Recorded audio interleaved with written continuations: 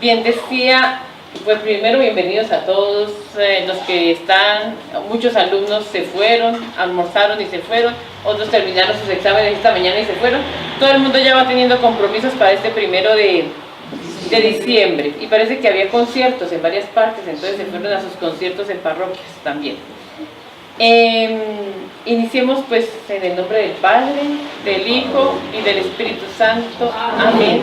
Y coloquemos este momento, que no será tan largo, pero es un momento de encuentro con la palabra, también con la tradición de la iglesia, porque es un tema muy eclesial, pero que tiene una fundamentación bíblica, fundamentación que vamos a encontrar en el Antiguo Testamento. Entonces pidámosle al Espíritu que sea Él quien guíe este encuentro con la palabra, con el magisterio de la iglesia, este encuentro entre nosotros.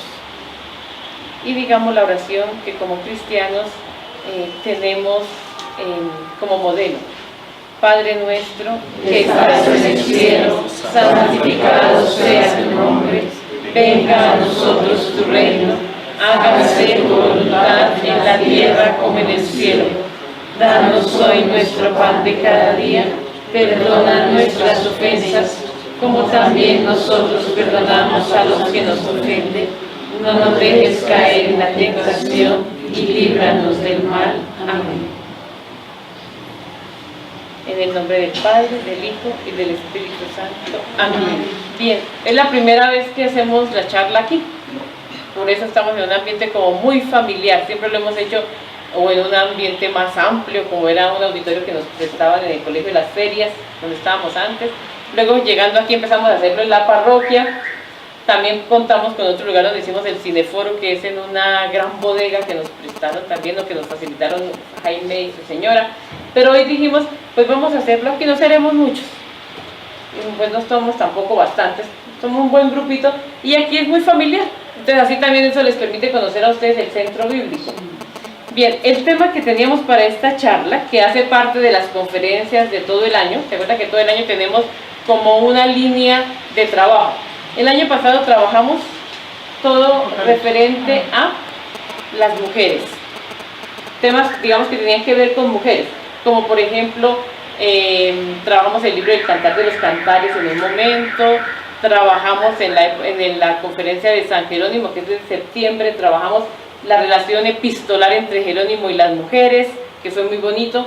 En el cineforo trabajamos una película que tenía que ver con una mujer judía que quería estudiar el Talmud, con Gentel, y digamos que ese fue el tema del año.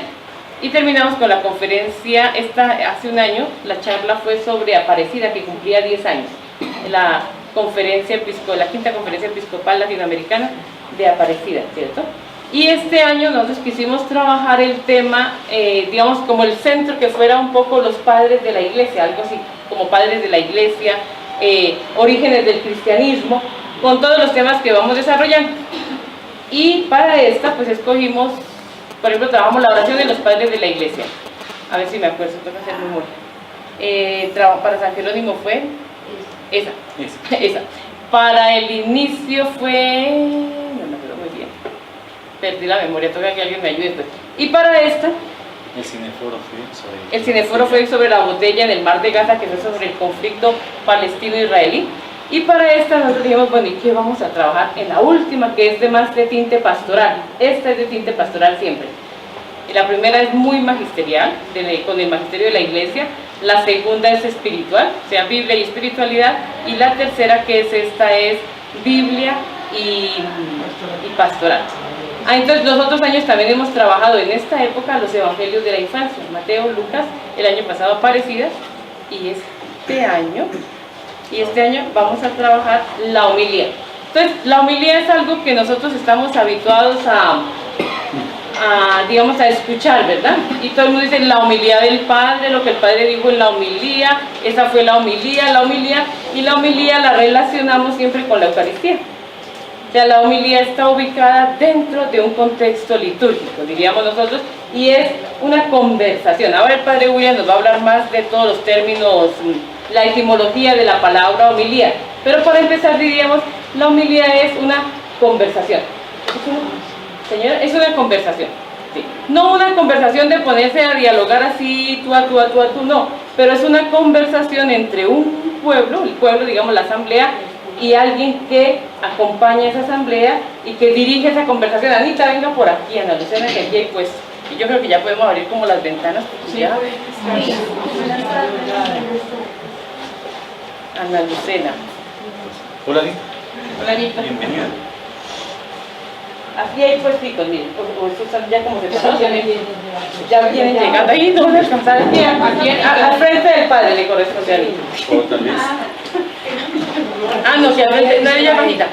Ahí es así. Ay, Como si No se puede sube ser. un poquito más. No puede ser. Así los últimos son los primeros. Y es para ver si se porta bien delante mío. sí, Alex. Ella también fue a Tierra Santa este año. ¿Ah, sí? Mi amiguita. Claro, Yo la estuve con buscando y de razón no la encontraba. Ve. Bueno, entonces sigo con lo que venía diciendo, no se vayan a dormir los del sillón de atrás, porque están tan cómodos allá. Entonces, la homilía es una conversación, ¿verdad? Y uno diría, es algo que, cuando yo entré a buscar, por ejemplo, la definición de homilía, la palabra homilía, como que siempre está en relación con la iglesia, parece que fuera propia de nosotros. Aunque sea un género literario que pertenezca a un contexto más amplio, como que nos la hemos apropiado nosotros, ¿cierto? Dentro de la iglesia. Y siempre que uno escucha decir homilía, inmediatamente piensa en que en un pastor o piensa en un párroco, o en el padre William, exactamente, en homilía. Unos que las hacen más largas, otros que las hacen más corticas, unos que echan chistes, que echan cuentos, otros que de verdad se van a lo que es lo esencial de la homilía. Entonces sobre eso vamos a hablar. ¿Qué es la homilía? ¿Cierto? Y cuáles son los elementos propios de una homilía. Entonces, digamos, yo me voy a referir a la fundamentación bíblica. 3 textos vamos a tomar, 3 textos. Y el padre William va a trabajar más lo que es el magisterio de la iglesia y lo pastoral hoy. Bienvenidos. Si se quieren tomar un tintico allá atrás se lo pueden servir, porque venían como mojados con esta lluvia. Hermana Francisca, pero una de las preguntas, o sea, la homilía sí es realmente netamente eucarística y solamente le corresponde la homilía a los padres. Sí. Y ahora el padre William va a explicar, ¿cierto? Entonces voy a empezar con lo de la Eucaristía, es decir, con lo bíblico. La homilía tiene una fundamentación bíblica muy linda, porque está situada dentro del contexto litúrgico, que ya respondería a lo de Liliana, la pregunta de Liliana, es siempre en relación con una asamblea que celebra, una asamblea que se reúne, un grupo de personas que forman una asamblea y que se reúnen para escuchar la escritura. Y siempre está en relación con la palabra, o sea, no hay homilía si no hay ¿qué? Escritura que la sostenga. Sí, o sea, un padre no va a hacer homilía si no hay unas lecturas bíblicas que den el pie o sirvan de presupuesto para la conversación, que es la homilía, para la conversación. El soporte principal, ¿cierto? De ahí que la homilía tenga que ser tan cuidadosa, porque tiene que explicar es que las lecturas. La conversación es sobre las lecturas que se están haciendo, no son ni sobre los problemas de la parroquia, no son sino cómo vamos a arreglar el cementerio, no son para ver que paguen no sé qué, que hagan ni los avisos parroquiales, no, ni para echar chistes, ¿no? La homilía es ante todo que la explicación de las escrituras. Hay una gran homilía, yo a la verdad voy a abordar 4 textos, hay una gran homilía, una homilía larguísima que es todo un libro. ¿Saben cuál es ese libro? No, un libro de la Biblia que es una homilía. No es el discurso de Jesús cuando se va a ir. No, es un libro, Isaías. El Deuteronomio. El libro del Deuteronomio es prácticamente, podríamos considerarlo una homilía porque es el género homilético. Y el que habla es ¿quién? Moisés a su pueblo. Por eso habla en primera persona. Todo el libro es hablado o dicho en primera persona, Moisés que le habla a su pueblo, y tiene 2 objetivos. Se dice que es un libro de género homilético porque tiene 2 objetivos, que es, el primero, explicar el porqué de la alianza, o sea, explicar el porqué de la alianza, y el segundo es convencer a la gente para que cumpla la alianza. Y al final tiene que salir el pueblo convencido de que lo que Moisés está diciendo es lo que les va a ayudar a renovar o a vivir las exigencias de la alianza. Y ahí ya hay 2 características de la homilía. que son cuáles, explicar y convencer a un auditorio, ¿sí? Ya esto es un poquito también podríamos decir como en términos retóricos, es un ejercicio de retórica, que es convencer a un auditorio. Hay un texto, ese sería como lo primero, pero no nos vamos a quedar ahí. Yo el que quiero que leamos y meditemos un poquito más es Nehemías en el capítulo 8. Y luego vamos a tomar a Lucas y después vamos a tomar Hechos de los Apóstoles. O sea, vamos a ver Esdras en el libro de Nehemías, Jesús en el Evangelio de San Lucas y Pablo en los Hechos de los Apóstoles. Serían como los tres temitas. Doctora, perdón mi Hermana. Doctora, Hermana doctora. Hermana doctora, eso iba a decir, yo me gané el padre. A ver, Ana Lucía. ¿Cómo es decir, todos los días hay un evangelio diferente? Sí. ¿Cierto? ¿Quién lo pone ahí? Ah, ya, bueno, esto está, digamos, Estipulado. estipulado desde hace, digamos, esta última organización que tenemos, la tenemos más o menos desde el Vaticano, ¿cierto? Segundo, porque tenemos eso. Pero digamos que la Iglesia siempre nos ha dicho, como, no siempre, porque en los primeros siglos era más libre la lectura, pero luego se fue organizando. Leemos este evangelio completico, luego leemos luego leemos este. Pero nosotros tenemos un ciclo litúrgico muy bien organizado, ¿cierto? Sí. Tenemos 3 ciclos para que podamos coger 3 evangelios. Entonces, el ciclo A cogemos Marcos, el ciclo B, el ciclo B cogemos Marcos y el ciclo C cogemos Lucas. A los evangelios, la base son los evangelios.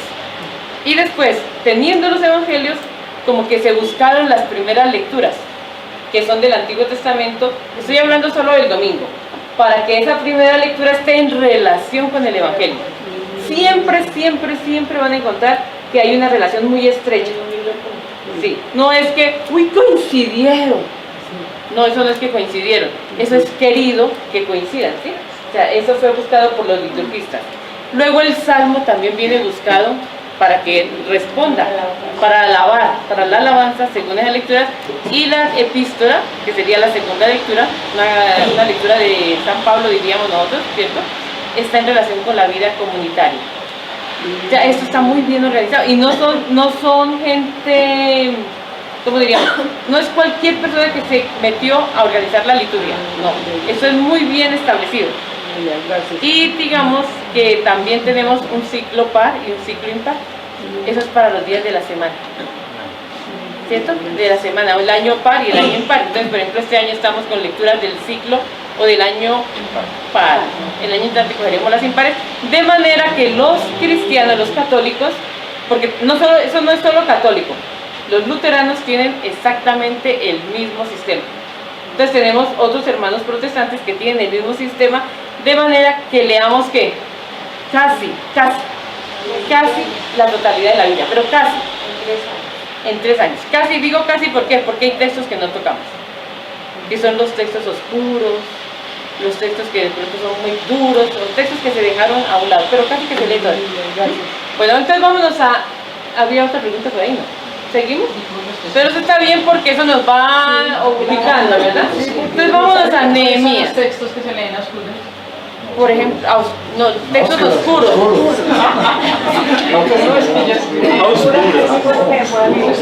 No son textos que sean oscuros. No, son textos oscuros, se llaman textos que son difíciles de comprender o textos que muy duros. Por ejemplo, hay un texto que es el del Levita. El Levita, ¿cierto? Está en el libro de Josué, ¿lo puedes decir? José, creo que es el libro del Levita, que su esposa la asesinan, que la esposa lo deja porque se va. Bueno, hay una situación de los dos, y entonces él se va a buscar a su esposa porque la esposa se fue para donde su papá, y cuando se va a buscar a su esposa se la trae, pero antes de traérsela él se pone a tomar con su suegro y lo último que le interesa es la señora, pero al final resulta trayéndosela y se la trae casi como obligada, y cuando la trae en algún lugar donde ellos llegan a reposarse, pasan la noche y llegan los hombres de ese pueblo y le dicen: denos a la señora, ¿no? Que vamos a abusar de ella prácticamente, o querían abusar del señor, pero resultan abusando de la señora. La cogieron, abusaron de ella, la maltrataron y la dejaron medio muerta en la puerta. Entonces cuando él cogió a su esposa, la subió en un burro, se la llevó, cuando se murió, repartió el cuerpo por todas las partes de Israel. Entonces, ese texto, por ejemplo, nadie lo conoce. ¿Sí? ¿Lo conocen quiénes? Los que leen la Biblia completica y todo eso. Y si no, los que lo leen completica a oscuras. O con los curas. Pero no es un texto que se lee en la liturgia. Entonces, es un texto oscuro, pues que es un texto que no es fácil para interpretar. ¿Sí? Bueno, entonces, pues yo diría que para que ellos también clarificar que hay un orden especial para todo. Sí, sí, sí. El orden es el que nos rige a todos, ¿cierto? O sea, o el calendario litúrgico que tenemos. Bien. Pues sí, porque vamos a empezar ya el viento esta tarde. Bueno, pero entonces nos vamos a Nehemías, ¿cierto? Si quieren estudiar a Nehemías, Sí. entonces vamos a escuchar Nehemías 8. Yo creo que Biblia no tenemos por acá, ¿sí, no? Pero están los celulares. Muy bien, los celulares. Nehemías 8. A ver, es un momento clave para el pueblo de Israel porque es el momento de la proclamación de la ley, de la escritura. O sea, se proclama en un lugar especial la palabra, la proclama alguien que tiene autoridad delante de la asamblea, por eso es que el evangelio lo proclama solo quien, sacerdote, ¿cierto?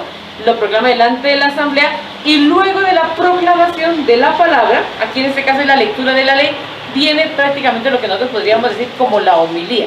¿Sí? Entonces, si quieren, ¿quién nos lo quiere leer? 8:1 y siguientes. 8:1 y siguientes dice: todo el pueblo se reunió con un mismo propósito en la plaza, justo dentro de la puerta del agua. Le pidieron al escriba Esdras que sacara el libro de la ley de Moisés, la cual el Señor había dado a Israel para que le obedeciera. Así que el 8 de octubre, el sacerdote de Esdras llevó el libro de la ley ante la asamblea, que incluía a los hombres y a las mujeres y a todos los niños con edad suficiente para entender. Se puso frente a la plaza, justo dentro de la entrada de la puerta del agua, desde temprano por la mañana hasta el mediodía, y leyó en voz alta a todos los que podían entender. Todo el pueblo escuchó atentamente la lectura del libro de la ley. El escriba Esdras estaba de pie sobre una plataforma de madera que se había construido para la ocasión. A su derecha se encontraban Matías, Sema, Ananías, Urías, Hilcías y Maseías. A su izquierda estaban Pedaías, Misael, Malaquías, Jasum, Hasdaná, Zacarías y Mesulam. Esdras estaba de pie en la plataforma a plena vista de todo el pueblo. Cuando vieron que abría el libro, se pusieron todos de pie.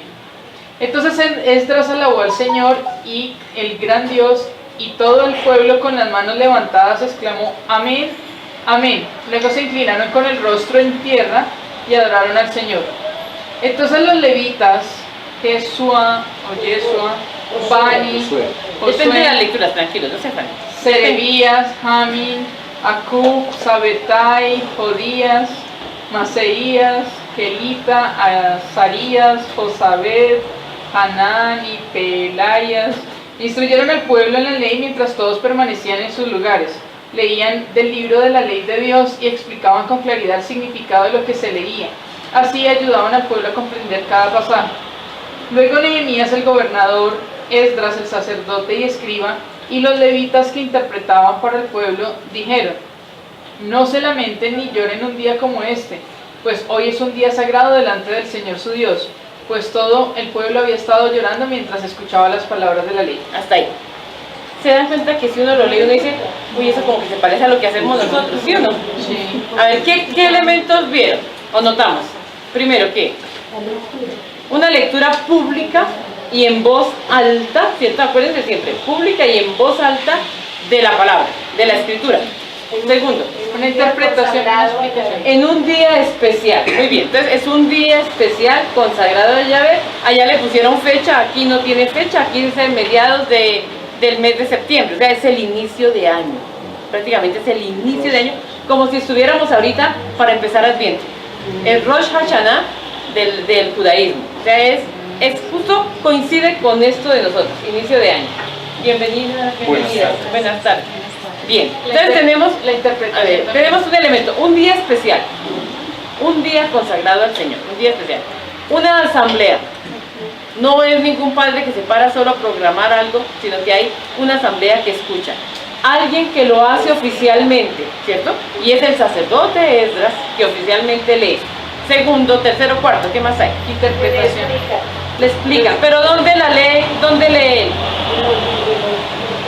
Sí, en los rollos, muy bien, en los rollos. Pero ¿dónde se ubica él?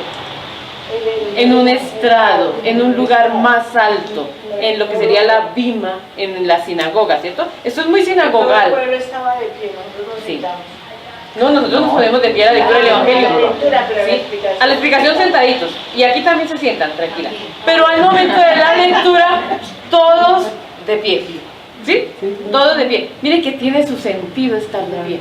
Claro, estamos ¿Sí? en Es presencia escuchar de- algo que se nos está diciendo importante. Entonces, están de pie, luego se sientan.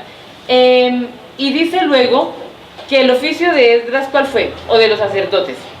Coger versículo por versículo. Aquí no dice, en lo que leyeron no dice bien, pero en el texto dice, lo traducían y lo explicaban. Y mientras lo traducían y lo explicaban, ¿qué sucedía en la gente?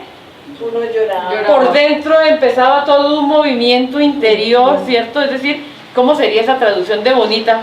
¿Y cómo sería esa explicación de profunda que el pueblo que hacía estaba conmovido? Cuando uno sale de una homilía y le preguntan a uno, ¿y qué dijo el padre? No, yo me dormí todo el tiempo. Qué cosa tan cansona. Yo dormí todo el tiempo. O por ejemplo dicen, no, muy bonita. ¿Y qué digo? Nada, no me acuerdo. Pero cuando uno sale con una, me acuerdo el chiste, pero a veces uno sale con la homilía, con una frasecita que uno dice, eso que el padre dijo hoy.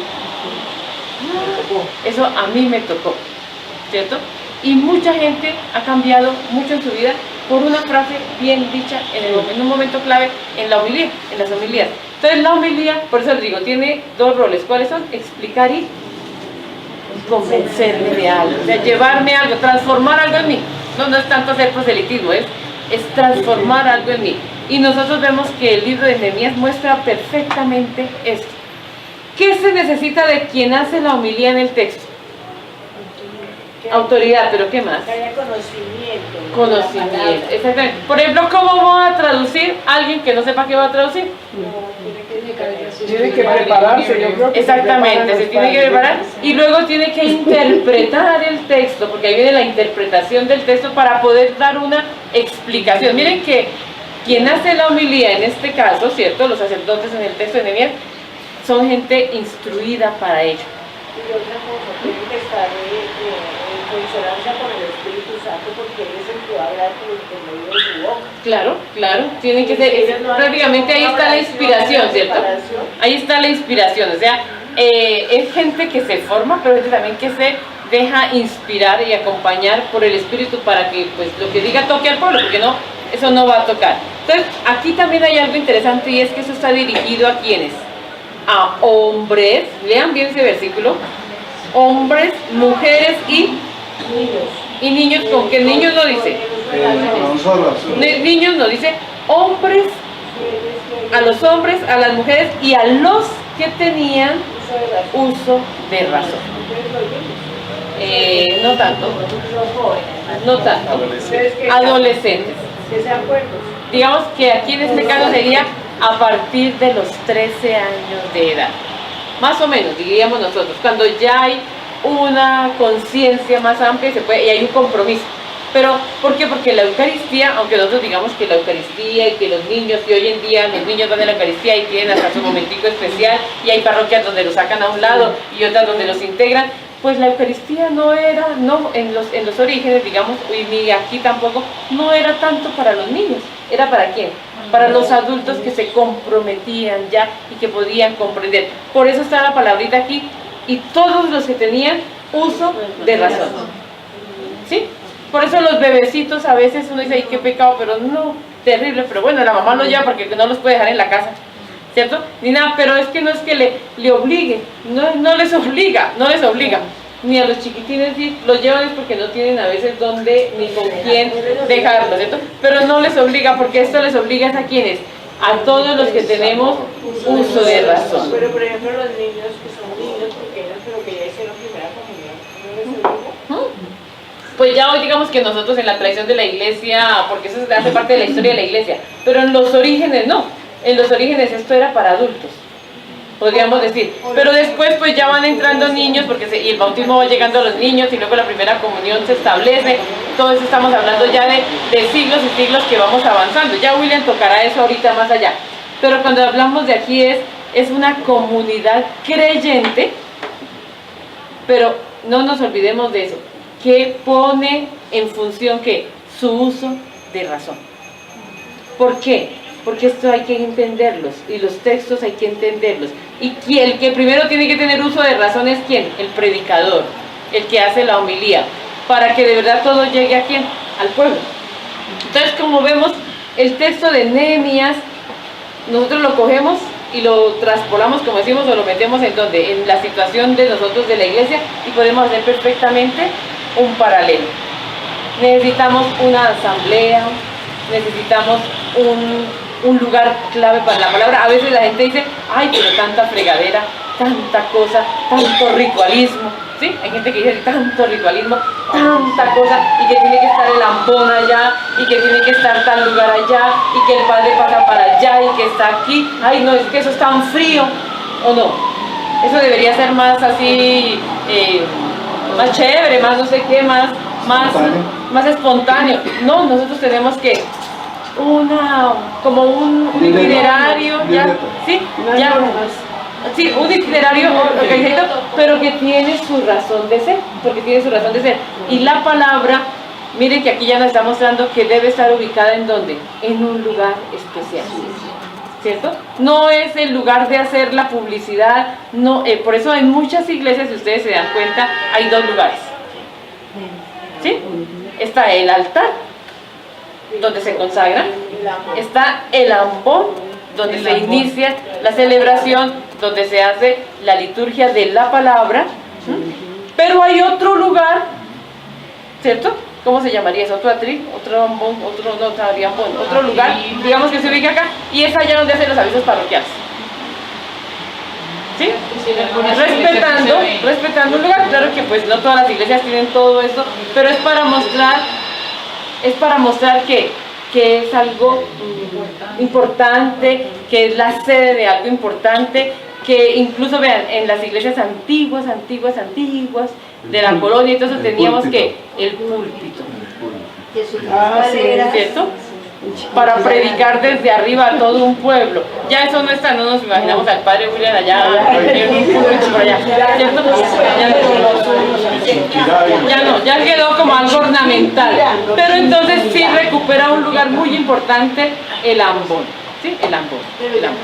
Bien, vámonos entonces ahora al texto de Lucas. Esto es Esdras y Nehemías. Nosotros diríamos, este es el primer texto que tenemos con todo organizadito.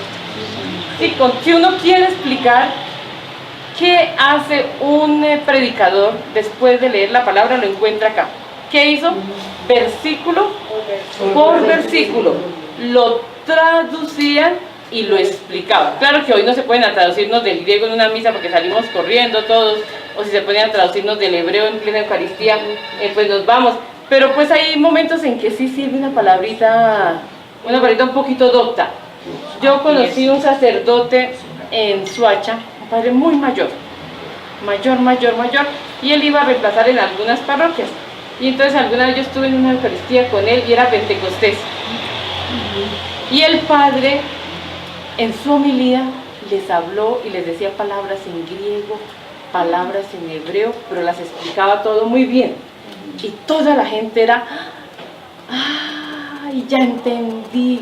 Con razón dicen neumático, y empezaron a hacer toda la cosa para llegar a espíritu, muy lindo.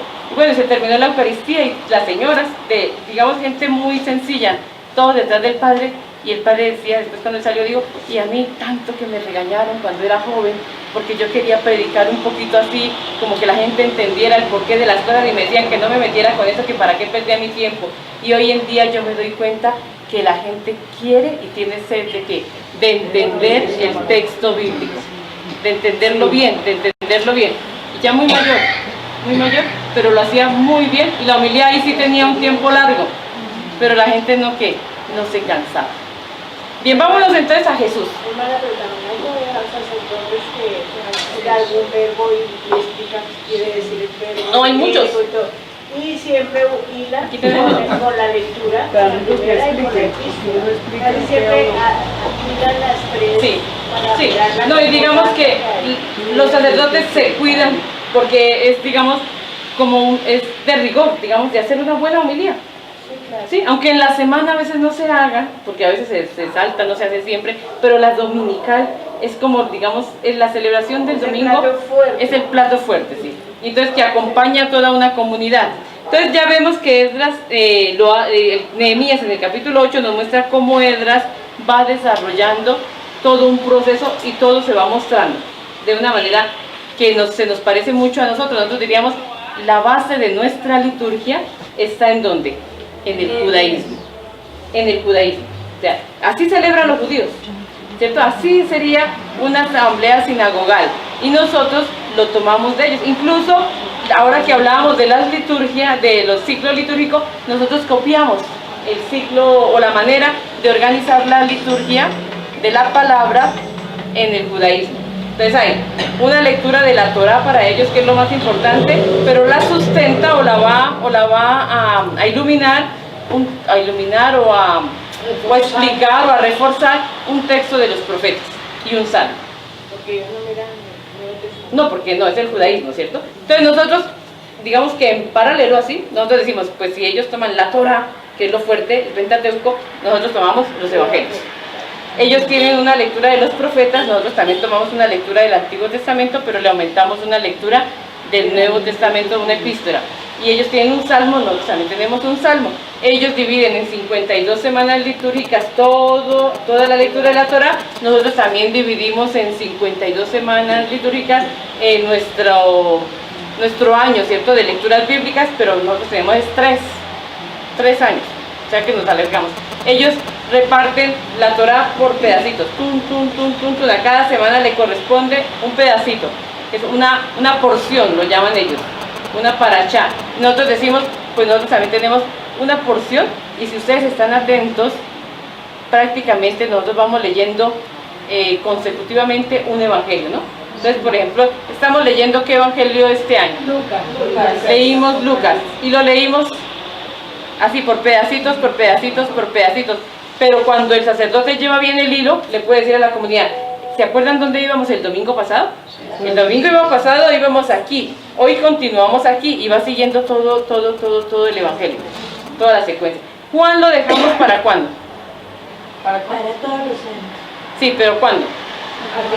Para Pascua.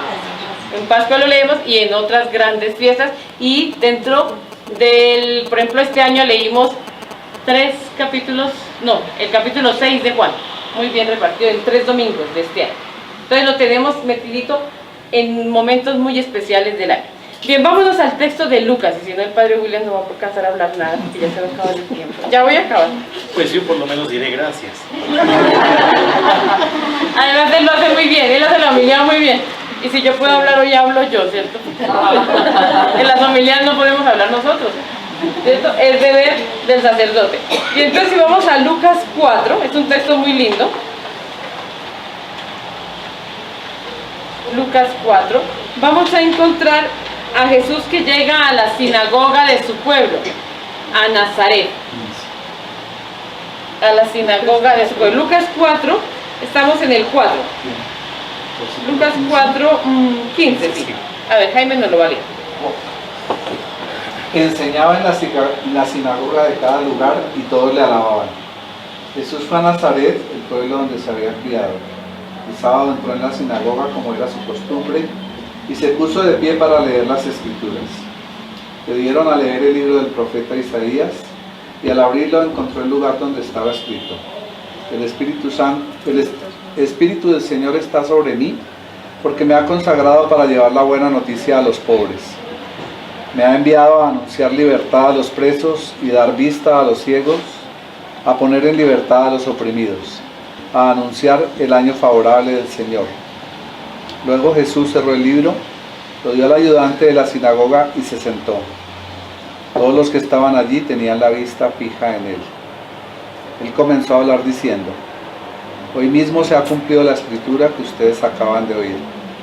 Todos hablaban bien de Jesús y estaban admirados de las cosas tan bellas que decía.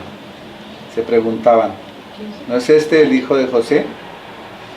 Jesús les respondió: seguramente ustedes me dirán este refrán: médico, cúrate a ti mismo. Y además me dirán: lo que oímos que hiciste en Cafarnaúm, hazlo también aquí en tu propia tierra.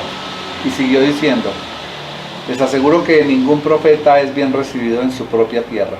Hasta aquí, yo creo que está bien, porque nos interesa esta partecita de Jesús en la sinagoga.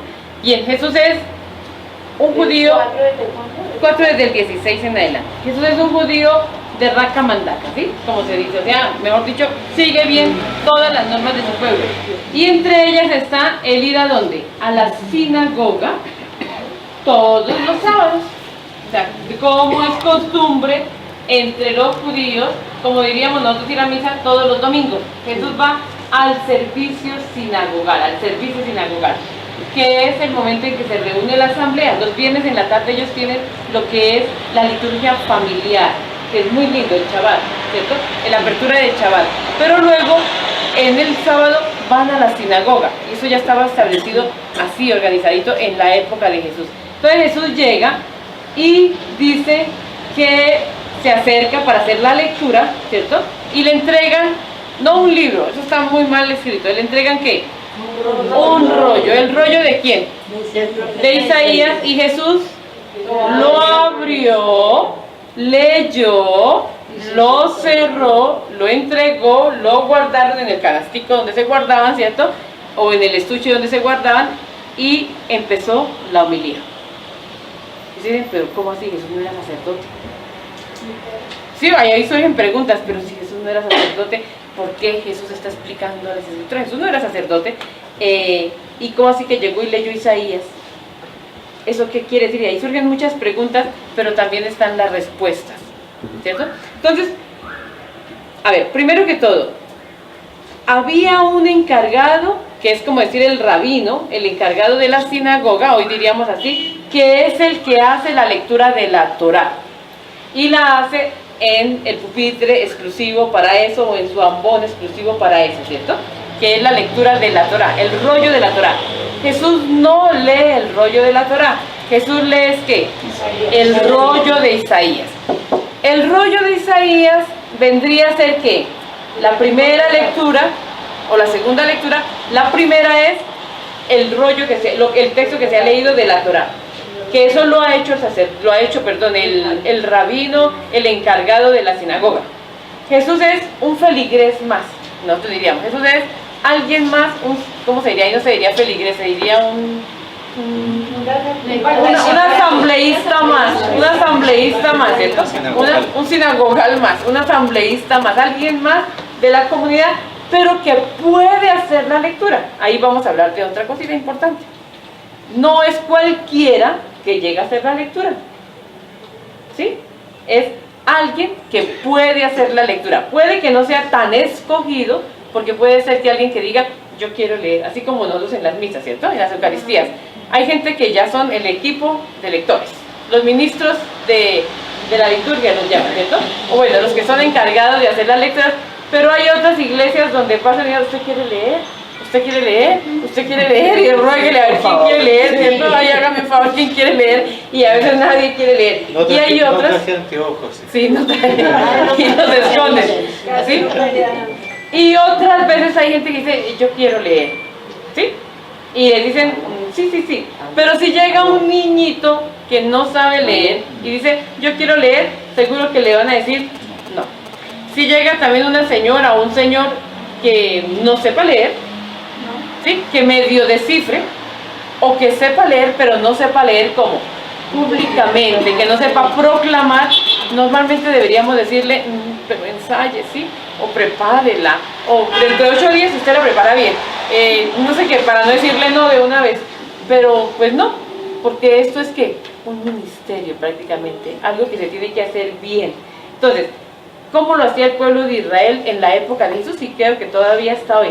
quienes hacen esa lectura son los mayores de 13 años, los que ya han hecho la Bar Mitzvah, o sea, una celebración que ya los hace como adultos, como quien dice los que ya están confirmados, podríamos decir nosotros. Los ya confirmados, los que ya han pasado por esa celebración de mayoría de edad, de adultez judía, son los que pueden acercarse a leer ese rollo. Y no todos, así como así, son los que saben leer públicamente. Entonces Jesús ya sabemos, eso es un índice para decir, Jesús sí sabía leer, ¿sí? Porque hay gente que dice, no, Jesús también era un ignorante, no sé qué, no sabía leer, no sabía escribir. No, Jesús sí sabía leer y lo leía, y leía como muy bien. Entonces, segundo, no era que llegaba y cogía cualquier rollo. Sí, no, bueno, ¿y cuál le entregarían? El que correspondía a el día que tocaba, o sea, a la lectura que había que hacer de la Torah, le correspondía una lectura de los profetas, ¿se acuerdan? Esa lectura de los profetas, ese día era la de Isaías. Y no es tampoco que Jesús llegó y abrió el rollo, ¿cierto? Y dijo, oye, aquí está muy bonito, voy a leer esto, eso les cae bien, para que aprendan, les voy a leer este pedacito. No, era la lectura que correspondía al texto de la Torah. Sí, porque es que uno a veces como que se lo imagina y uno dice no, y el rollo como se va leyendo como paulatinamente, pues yo voy leyendo, un rollo se lee, yo voy leyendo y voy enrollando, ¿cierto? Entonces, ¿qué me va quedando? Me va quedando lo que yo voy abriendo. Claro que en hebreo sería al revés, yo cierro aquí y yo abro aquí, y Jesús debió leer lo que ya estaba estipulado para ese día. Las características para poder leer, las características para poder interpretar, ¿cuáles tendrían que ser para poder hacer la interpretación? Para poder leer, por eso, por ejemplo, la homilía no la puede hacer alguien que no pueda leer, interpretar, ¿cierto? En los judíos, sí. Por ejemplo, la mayoría de judíos van a escuelas rabínicas, ¿sí? Se van a, digamos, supongamos, un Jesús tiene una formación, ¿cierto? Como que nosotros diríamos, Jesús puede que no sea cuando nos imaginamos una escuela y una formación al estilo nuestro, puede que no sea así como tan, pero Jesús sí tiene una formación de base, digamos, que lo hace ser un judío formado para hablarle a su pueblo. ¿Alguna jerarquía ¿Sí? específica? No, pero por ejemplo todos los jóvenes sí, empiezan a estudiar desde los 5 años y van avanzando, van creciendo en su formación, de manera que cuando llegan hacia los 18 ya entran a una especie de formación especializada, que es en el Talmud, y las escrituras, y ya digamos es una formación mucho más profunda y van avanzando, un estilo Pablo. ¿Se acuerdan de Pablo? Que Pablo dicen que él es de la escuela de Gamaliel. Sí. Entonces eso es, Pablo no es solamente que hizo la primaria de todos los niños, digamos, o la secundaria de todos los niños, sino que después de su mayoría de edad, él empezó una formación rabínica especializada. Cuando Jesús dice, en ese mismo escrito que abre el rollo, que dice el Espíritu de Dios está sobre mí, tal cuestión, que es el texto de Isaías, cuando él dice todo esto se ha cumplido. Ya, voy para allá. Entonces, ahí está interpretando él. Sí y no. Porque entonces, ya vamos para allá. Pero no sé si a Jacqueline le responde. Entonces, digamos, por ejemplo, Jesús llena las características de alguien que puede leer, porque sabe leer para una asamblea, y puede interpretar porque debe tener una formación. Si no, no lo dejaban llegar. Digamos, no es cualquiera que llegó a la sinagoga y dijo, venga, yo le voy. No, hay unos criterios para ser lector en una sinagoga. Y Jesús la llena, y si no, no lo hubieran dejado leer. Podríamos decir eso, ¿cierto? Entonces Jesús la llena. ¿Qué más? Jesús no lee lo que quiere, sino lo que corresponde a ese día, ¿cierto? Jesús no lee el libro donde quiere, sino al parrafito, a la haftará. Eso tiene un nombre, se llama una haftará. A la haftará que corresponde ese día, y es esa. Y esto que está leyendo él ahí corresponde a lo que está de pedacito o de porción del Pentateuco. Y muchos estudiosos han dicho, bueno, y entonces quiere decir que si leyó Isaías aquí vendría a ser, aquí no tengo los paralelos, entonces leyó Isaías en tal capítulo, en tal versículo, de aquí a aquí, ese texto de Isaías es la haftará de cuál porción de la Torah. ¿Y saben a qué corresponde? A una porción del Deuteronomio. Es que yo no traje mi Biblia donde tengo todo escrito. Es del Deuteronomio, y es del Deuteronomio de la parte donde dice: hoy esta palabra te es dada, ¿cierto? A ti. Es que exactamente no me acuerdo porque no traje mi Biblia. Y la interpretación Entonces, cuando Jesús hace la interpretación, Él está tomando el Deuteronomio, porque la interpretación de Jesús es: hoy esta palabra se ha cumplido, y coge la palabrita hoy, que está en el Deuteronomio. O sea, que no interpretó, solamente hizo una relación. La actualizó. Lo que Jesús hace es que Jesús actualiza lo que leyó del Deuteronomio y lo que leyó de Isaías. Y pues sí, digamos que los evangelistas, porque esto nosotros no sabemos cómo fue exactamente. Eso sí, no sabemos cómo fue exactamente, ni en qué lado se paró Jesús, ni cómo se paró Jesús, ni cómo iba vestido Jesús, ni si era zurdo o no era zurdo. Eso no han dicho nunca nada de la escritura. Sí, dice que pero toda la gente se alborotó. ¿quién es el que está escribiendo esto? Lucas. Acuérdense que el autor de ese texto que estamos leyendo es Lucas, y Lucas va a escribir esto unos 40 años después de Cristo. ¿Sí? Después de que murió y resucitó, lo está escribiendo. Entonces, ¿qué nos interesa de Lucas? Que Lucas sí quiere mostrar que en Jesús se cumplen las escrituras. ¿Sí? Y que en boca de Jesús que está, que esta palabra hoy se ha cumplido. Pero que si Jesús, si lo colocamos históricamente, dijéramos: no, históricamente Jesús sí fue a una sinagoga, también podríamos decir: sí, Jesús sí iba a la sinagoga, Jesús sí estaba dispuesto y tenía todas las capacidades para hacer la lectura pública y para hacer la homilía. Pero la homilía no iría tanto por el lado de apropiarse cosas y decir, por ejemplo, ningún predicador va a hacer la homilía hablando de él todo el tiempo. Puede que eche un chistecito de él, de la familia, alguna cosita, pero no, porque entonces no es la homilía. ¿Sí o no?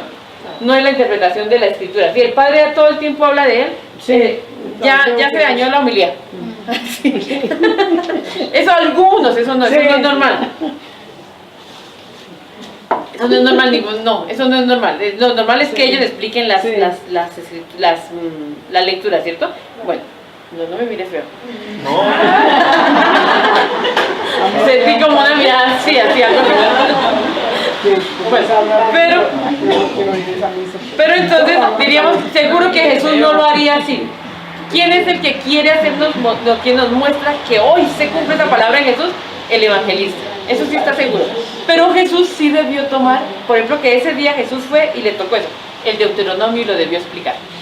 La persona que en el momento en el que los judíos toman su libro, lo leen, la interpretación es totalmente libre. No tan libre, pero digamos que los rabinos tienen más libertad a veces de interpretar, porque hay digamos, la escritura está dada para ser interpretada, ¿cierto?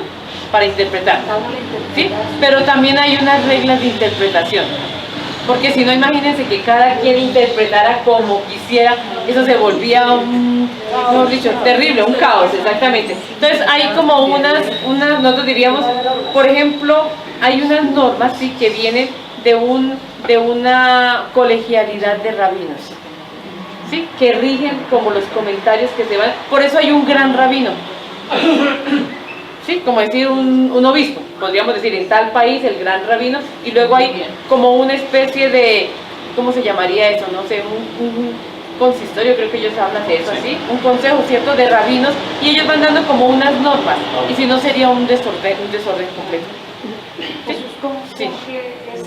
¿Sí?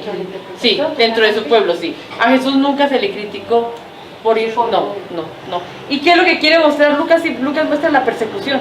¿Por qué? Porque ya se ha dado la persecución, ya Jesús ha muerto, ¿cierto? Y la comunidad cristiana está siendo perseguida. O sea, eso también él lo quiere actualizar.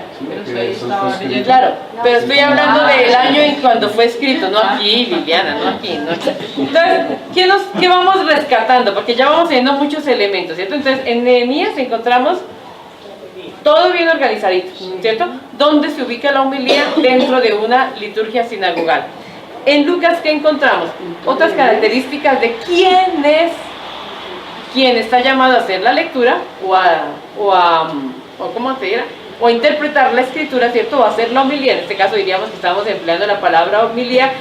Y como también, aquí hay algo importante, es actualiza. Con el hoy, digamos eso, con el hoy diríamos actualiza la escritura. Porque una palabra, digamos, la homilía la actualiza. La homilía no es una clase. ¿Sí? La homilía no es una cosa, es una clase, como a lo que venimos aquí cuando venimos a estudiar. Una cosa es estudio académico de la Biblia, eso es una cosa.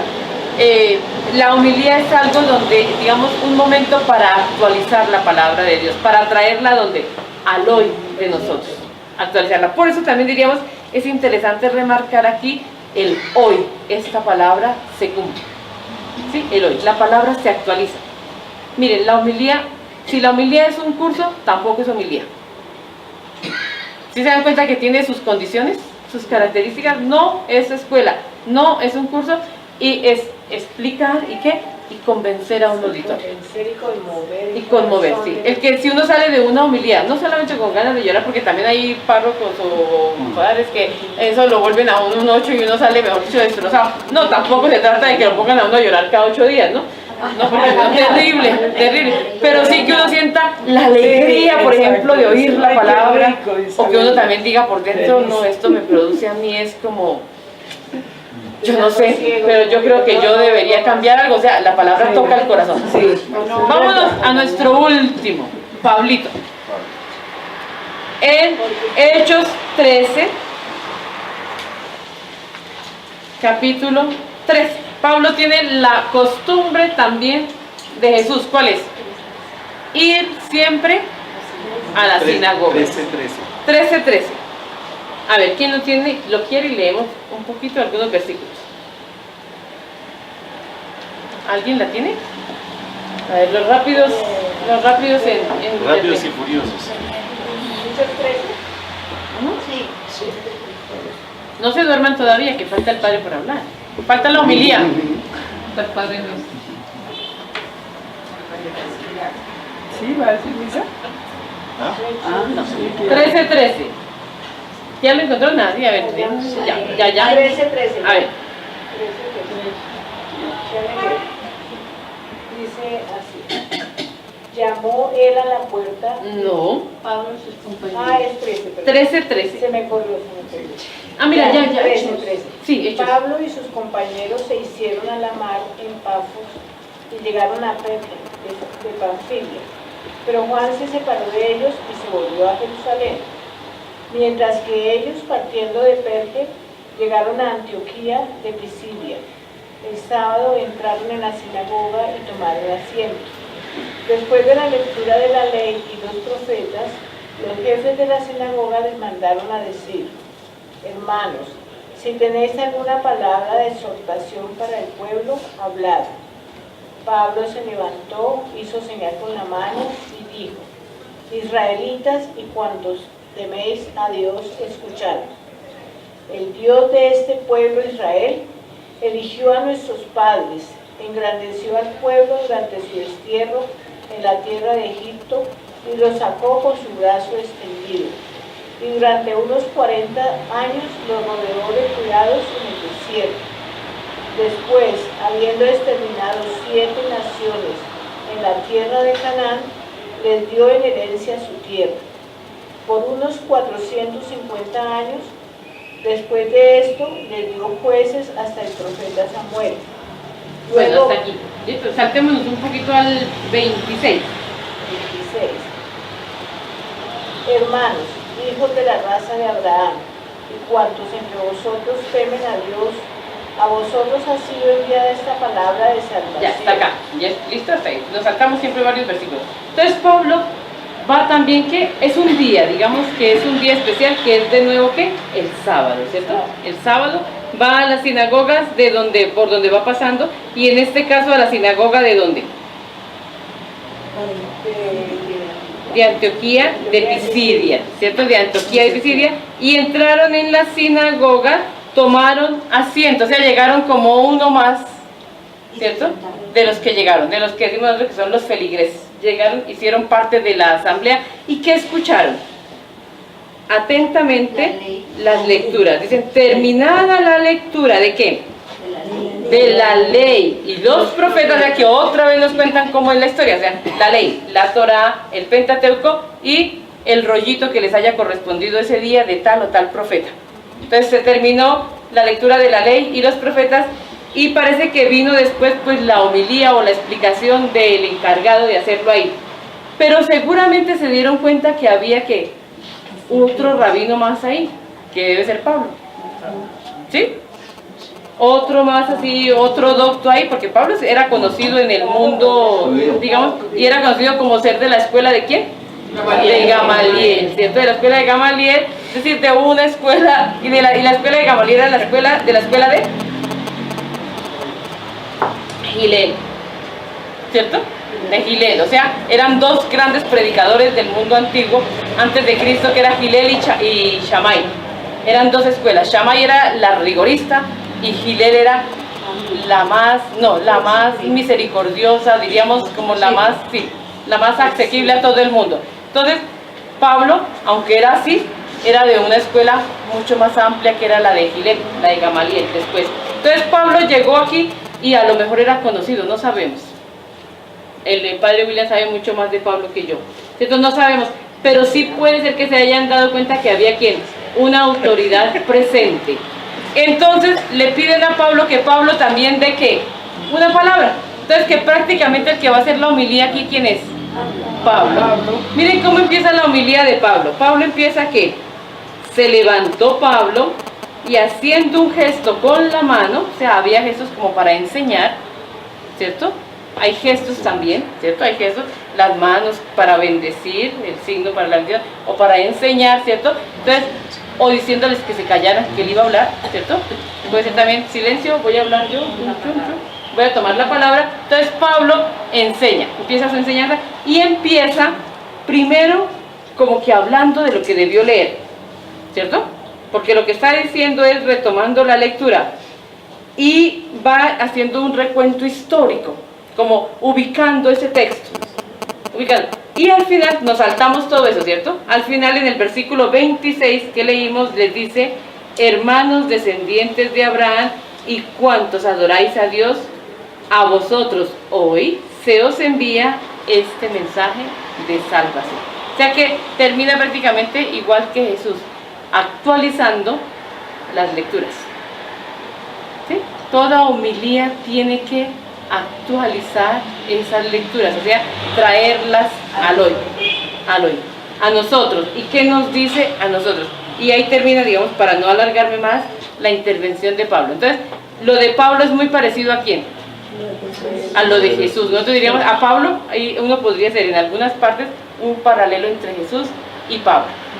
Y aquí en este caso puede hacer uno el paralelo perfecto entre Jesús y Pablo. Lo mismo que hizo su maestro, también lo hace Pablo, que es su discípulo. Bien, yo creo que hasta aquí esta primera parte. ¿Muy larga? ¿Mi homilía fue larga? Que siga hablando, que siga hablando.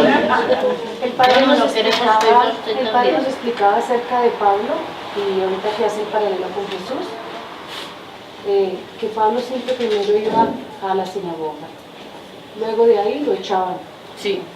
y entonces él se iba para donde los gentiles, igual que Jesús, ¿no? Igual. Desde los gentiles, pues algunos lo aceptaban, armaban alguna trifulca, había algún problema y le tocaba huir a otro pueblo. Sí. Siempre por lo que decía, ¿no? Entonces Sí. el mismo paralelo con Jesús, sinagoga, gentiles y otro Y pueblo. son fieles al judaísmo, porque acuérdense que ninguno de ellos reniega de lo que es, ¿no? Pablo es judío. ¿Sí? Y él lo que quiere es que ¿quién? Que su pueblo encuentre a Jesús, que es el Mesías, ¿cierto? Al Mesías. Bueno, sigamos. Muy bien. Ay, se levantaron porque se fueron. No, todavía no ha acabado. Hasta ahora empieza la homilía. Ha sido un gusto el haber estado con ustedes. Bien. Muchas gracias. Un momentico. O, no, se puede cortar después, ¿no? Así Se es, puede ya. editar. Mientras se toman el tinto. O quieren, pues no sé. Esperamos un segundo. Sí, porque creo que todo el mundo fue por un cuchillito de tinto. Yo quiero un vasito de agua. Yo también, yo le traigo por acá. Yo lo traigo. Lo mío pues va a ser un poquito más, más breve, ¿no? más breve, entre otras cosas porque lo que me interesa es que sepan ustedes dónde encontrar información y acudir a ella. Yo quiero comenzar este pequeño compartir haciendo memoria de dos textos bíblicos, uno de ellos también de Lucas, concretamente el capítulo 24, versículos del 13 al 35. Claro, no vamos a leer todo el texto bíblico, yo se los voy a decir un poquito medio de memoria y ustedes lo van a recordar porque es un texto por demás conocido. Se trata del relato de los discípulos de Emaús, ya el relato de los discípulos de Emaús. Entonces, el texto está inspirado, esto es bueno tenerlo en consideración, en un versiculito que se encuentra en el capítulo 16 del Evangelio de Marcos, en el versículo más o menos debe ser el 9 o el 10. No vamos a buscar en este momento básicamente por cuestión de tiempo, como ya les he comentado, pero es o el versículo 9 o el versículo 10 del capítulo 16, uno de esos dos. ¿Qué cosa es lo que dice el Evangelio de Marcos? Que ese día se apareció bajo otro aspecto a dos de ellos que iban de camino a un pueblito. No lo reconocieron, ¿verdad? Ellos no lo reconocieron, literalmente dice así. Y parece que Lucas, cuando compone su Evangelio, ha leído o está leyendo a Marcos en un problema sinóptico. Dentro del estudio sinóptico de los Evangelios se puede ver toda esta particularidad, y coge ese versiculito y lo transforma en todo un relato grande, concretamente en el pasaje de los discípulos de Emaús, que ya es todo un cuento muy bonito, y a decir de los especialistas, más que un cuento, ese pasaje de los discípulos de Emaús es una parábola eucarística. Hay que tener en cuenta ese detalle, no hay que perder de vista lo que les acabo de mencionar, es una parábola eucarística. Entonces, ¿cómo es el relato de los discípulos de Emaús? Lo digo de memoria, ¿no? Y apoyándome también en la memoria de ustedes. Ese mismo día iban dos de ellos a un pueblito llamado Emaús, que dista unos 60 estadios de Jerusalén. En algunos manuscritos no dice 60 estadios, sino 160 estadios. Hay un problema ahí de crítica textual que tampoco vamos a abordar en este momento. Normalmente lo abordamos cuando estamos en Emaús, el último día de la peregrinación. Así que si el año que viene van con nosotros, pues ahí lo explicamos con todas las de la ley. Y entramos a la sinagoga. Y entramos a la de la sinagoga. Entonces, ¿qué cosa es lo que van haciendo estos dos? Pues van comentando los últimos sucesos que habían acontecido en Jerusalén. Y dice el texto que les salió al encuentro un forastero y les preguntó a ellos, ¿no? ¿Y de qué van conversando ustedes? Y uno de ellos, llamado Cleofás, parece que es así, dice, como tú eres el único que no sabe lo que ha sucedido en estos días. Y Jesús le pregunta, ¿y qué? ¿Qué ha pasado? Y le dicen, pues lo de ese Jesús de Nazaret, que era un hombre poderoso en obras y en palabras, y todos pensábamos que era el liberador de Israel. Pero ya hace 3 días que los judíos lo mataron. Es verdad, le dicen ellos, algunas mujeres han ido al sepulcro y encontraron tal como, y avisaron a los discípulos, y los discípulos fueron al sepulcro y encontraron lo encontraron tal como las mujeres les habían dicho, pero a él no lo vieron. Y ahí Jesús comienza ya a tomar el protagonismo. Y dice el texto, ¿no es cierto? Y dice el texto, entonces Jesús les dijo, qué torpes y necios son para entender lo que dicen las Escrituras. Y aquí es en donde ya comenzamos a entrar, como decimos normalmente en el ambiente académico, en materia. ¿Ya? Aquí ya comenzamos a entrar en materia. Jesús les dice, qué torpes y necios son. Bueno, no es que un cura diga eso en una homilía, aunque en algunas ocasiones también se le puede salir un poco el carácter a un cura. Y comenzando, aquí está lo interesante, por Moisés y los profetas, les explicó lo que decían con respecto a él en toda la Escritura, o lo que decía con respecto a él toda la Escritura. Por lo tanto, lo referente a Jesús se encuentra en Moisés, y la palabra Moisés está simbolizando la ley, es decir, la primera parte de la escritura hebrea, que es la Torá, y los profetas sería la segunda parte de la escritura. Si avanzáramos en la lectura del texto y llegáramos, por ejemplo, en el mismo capítulo 24 al versículo 44, 45, ahí nos va a decir a nosotros que la ley, los profetas y los salmos hablan de Jesús, que es básicamente una división tripartita que ya viene desde el Antiguo Testamento, concretamente de lo que aparece en el prólogo del libro del Eclesiástico, el prólogo hecho por el nieto de Jesús, Ben Sirá. La ley, los profetas y los otros escritos, Torá, Nevi'im y Ketuvim. Y luego también lo que aparece, por ejemplo, en Jeremías 18:18. Ahí también encontramos una especie de alusión a esta división tripartita de las escrituras. Pero la ley y los profetas aparece frecuentemente en la escritura. En el capítulo 5 del Evangelio de Mateo se ve eso también. Dice Jesús, no piensen que he venido a abolir la ley y los profetas. O por ejemplo en el capítulo 1 del Evangelio de San Juan, cuando Natanael encuentra a Felipe y le dice, hemos encontrado a aquel de quien hablaron Moisés en la ley y los profetas. Y fíjense que la hermana nos leyó este texto de Hechos de los Apóstoles 13:13, en donde Pablo va a la sinagoga y en la sinagoga están leyendo la ley y los profetas. Por lo tanto, podríamos decir que en los comienzos del cristianismo, los cristianos ya continúan con la lectura de lo que normalmente se leía en las sinagogas. De ahí que, como muy bien mencionó la hermana, nuestra liturgia sea, entre otras cosas, una especie de influencia de la liturgia judía. No vamos a entrar en esos detalles porque no es el tema, simplemente me centro en lo que dice el pasaje de los discípulos de Maús. Jesús entonces les explica a estos dos, que no sabemos si son un hombre y una mujer o son dos hombres. Uno de ellos es Cleofás, pero a los pies de la cruz, en el Evangelio de San Juan, se encuentra María, la mujer de Clofas o Clopas, que parece es el diminutivo de Cleofás. Por lo tanto, estos discípulos de Maús podrían ser una pareja de esposos, pero no vamos a ahondar más en ese punto. Sea lo que fuere, Jesús les habla. Y el mensaje de Jesús no es un mensaje diferente, entre comillas, sino que el mensaje de Jesús es hasta cierto punto un mensaje conocido para estos dos. Porque estos dos se supone que eran judíos y que se supone también iban a la sinagoga y estaban en contacto con la tradición litúrgica judía. Así que los textos que Jesús seguramente cita son textos que ellos hasta de memoria se lo pueden saber. El asunto está en la explicación.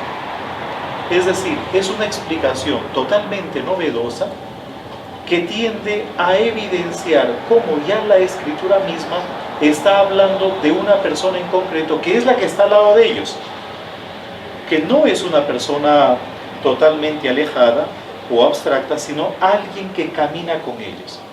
Hay toda una teología de la compañía también de Dios, iba a decir compañía de Jesús, pero no estamos con jesuitas, entonces, ¿no? Compañía de Dios con su pueblo. El Emmanuel en el Evangelio de Mateo se ve con muchísima claridad cómo Dios está con nosotros. Entonces Jesús les hace una homilía y luego de la homilía siguen el camino y Jesús hace ademán de seguir de largo, nos dice el texto. Muy bien, hace una alegría, yo ya me voy, pero les ha hablado tan bonito que le dicen, quédate con nosotros, quédate con nosotros. Y Jesús los conmovió. Y Jesús entra y coge el pan, parte el pan, primero da la bendición, parte el pan, lo reparte y ellos comen del pan. Y al momento de comer del pan, se les abren los ojos, pero Jesús no está. Y ahí hablan entre ellos. Es Jesús, ¿no es cierto? El que nos ha hablado por el camino es Jesús. ¿No sentíamos acaso cómo nuestro corazón ardía? Cómo nuestro corazón estaba en ascuas, estaba inflamado de flama, de candela, ¿no? De fuego. No nos habíamos dado cuenta de eso. Y aquí está entonces la importancia de la homilía. La homilía, teniendo como base este texto de los discípulos de Emaús, es aquella que explica el misterio, es aquella que explicita los textos, es aquella que encuentra en los textos una especie de fundamentación de lo referente a Jesús, de manera que lo relacionado con Jesús no sea un asunto meramente intelectual o académico, sino algo que parte de la misma Sagrada Escritura, de los mismos relatos bíblicos, y que tiende a conmover, como decía la hermana, a inflamar el corazón de la persona, lo motiva, lo potencia, lo hace de una u otra manera capaz de afrontar las dificultades, las vicisitudes y de enfrentar los problemas. Porque después de comer el pan, estos dos que ya reaccionan, es decir, luego les digo mejor eso, estos dos que ya reaccionan, se ponen en camino y se van a Jerusalén, que es muerte en realidad. No nos olvidemos que los judíos en Jerusalén se reúnen a puerta cerrada, porque los apóstoles se reúnen a puerta cerrada porque tienen miedo a los judíos. Es decir, hay un temor grande que desaparece cuando se comprenden las Escrituras y cuando se alimenta uno del pan, que en el fondo es Cristo mismo. Es decir, la Eucaristía, por eso les dije hace un ratito, la Eucaristía, por eso les dije que este relato es en sí una parábola eucarística. La Eucaristía transforma a la persona, le ayuda a comprender el misterio, lo mueve a realizar una profesión de fe y sobre todo lo motiva, lo llena de valentía. ¿Alguien subió? Sí, que no tiene silla. Ya, lo llena de valentía para que sea capaz de enfrentar cualquier tipo de problemas, de peligros, y ya no tiene miedo incluso a entregar su propia vida. A mí me llama mucho la atención cómo estos dos se ponen de camino y caminan en la noche, porque ellos llegan cuando el sol ya está cayendo, ya desafían todo tipo de problemas, desafían, por ejemplo, el miedo a la oscuridad, el miedo a los enemigos, a las persecuciones, absolutamente todo, y se convierten en personas capaces de dar testimonio de su fe. Buenas tardes. Vivian y el hermanito. Sí. Vivian, el hermanito y el otro hermanito.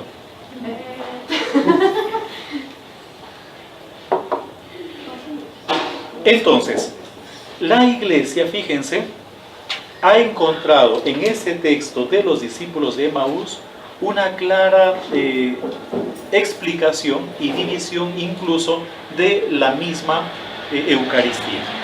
Luego les voy a decir algunas, o les adelanto también. Nosotros participamos básicamente de dos mesas cuando vamos a la Eucaristía. Participamos de la mesa de la palabra, ya, la mesa de la palabra, o el pan de la palabra si quieren ustedes. Por eso el titulito de la conferencia de hoy era el pan de la palabra. Nosotros nos alimentamos del pan de la palabra y al mismo tiempo nos alimentamos también del pan de la Eucaristía, pero en segundo lugar, porque no tiene sentido participar del pan de la Eucaristía si antes no hemos participado del pan de la palabra, que es el que nos da la capacidad para comprender qué es ese pedacito de pan que estoy comiendo.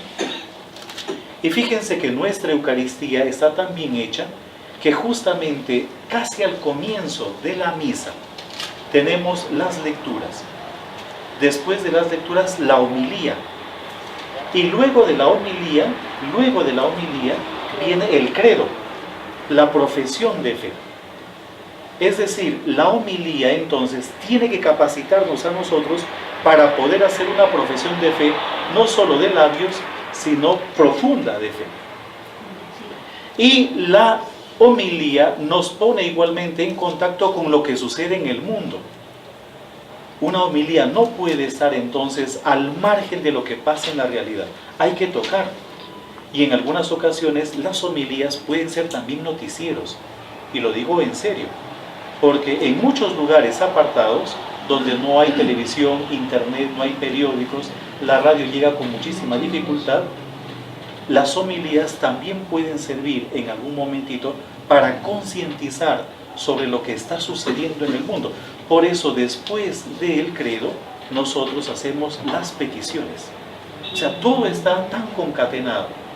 Y la homilía mueve igualmente al sujeto para que sea capaz de tomar conciencia de lo que pasa en el mundo y le presente a Dios lo que al mundo le está sucediendo. Nosotros entonces tenemos dos mesas o dos panes, si queremos así, en la misa.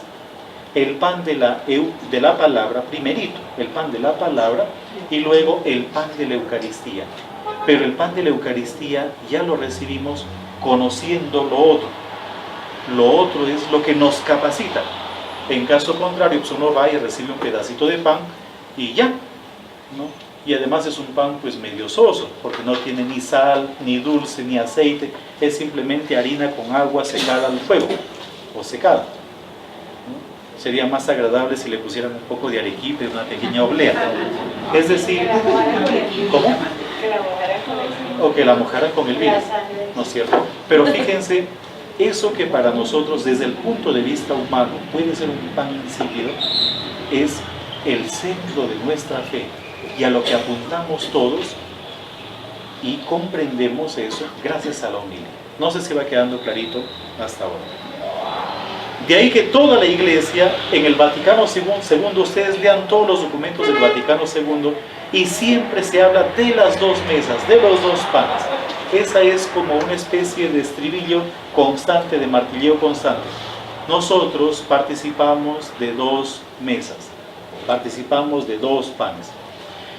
Los sínodos también van en esa dirección. Yo no sé si se acuerdan ustedes cuál fue el sínodo del año 2008. El sínodo del año 2008, y lo digo así muy brevemente porque ya no hay tiempo, fue... No, eso es de América Latina. El sínodo fue la palabra de Dios para la vida y la misión de la Iglesia. ¿Cuál fue el sínodo del año 2004? Aunque no lo sepan, sí lo saben. Si en el 2008 fue la palabra, en el 2004 había sido la Eucaristía. Por eso en el año 2005 o 2006 creo, salió publicada una exhortación pastoral que era Sacramentum Caritatis, ¿ya? Por el Papa Benedicto XVI, Sacramentum Caritatis. Y en el año 2010, 2 años después, salió la exhortación apostólica Verbum Domini, que está en relación justamente con la palabra. Es decir, los sínodos no son ruedas sueltas. Los sínodos tienen, los que elaboran los sínodos, los que organizan los sínodos, tienen en la cabeza justo lo que acabamos de mencionar nosotros. Está íntimamente concatenado. Y esa es la razón de por qué nosotros abordamos también la homilía, aunque este no es un centro litúrgico, sino bíblico, aquí, porque está en relación justamente con la palabra de Dios. La homilía se fundamenta en la palabra de Dios. Yo quiero leerles algunos textos, ¿ya? Pero antes quiero hacer memoria de otro texto del Nuevo Testamento, concretamente de la carta a los Romanos, capítulo 10, versículos del 12 al 16.